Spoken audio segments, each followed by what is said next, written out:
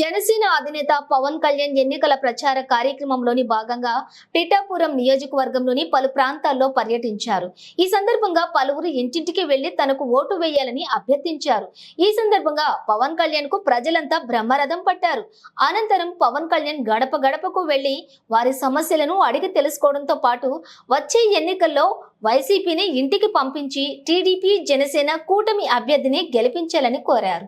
ఇది నా స్వస్థలం చేసుకోవడానికి వచ్చాను, అది మర్చిపోగలను. ఒక్కటి సరిగ్గా చేయగలిగితే మిగతా సరిగ్గా చేయగలను, అదే నమ్ముతున్నాను. ముందు పిఠాపురాన్ని కనుక సంపూర్ణంగా దృష్టి పెడుతుంది దాని మీద మనస్ఫూర్తి.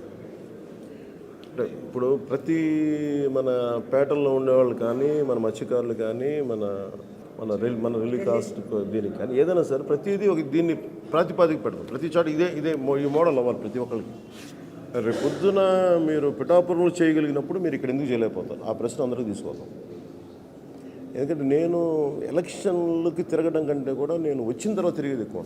నేను మనుషులు పంపిస్తాను, నేను తిరుగుతాను. 54 గ్రామాల్లో అన్ని కాలనీల్లో నేను వచ్చి పర్యటిస్తాను.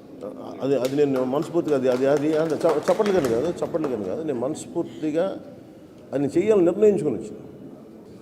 కాదు నేనేంటంటే ఇది నేను ఇష్టం ఉండి చేస్తాను, మీకు ఇష్టం మనస్ఫూర్తిగా. మీరు ఎంత ప్రేమతో వచ్చారో దానికి 10 ఇంతలు ప్రేమ చూపిస్తాను.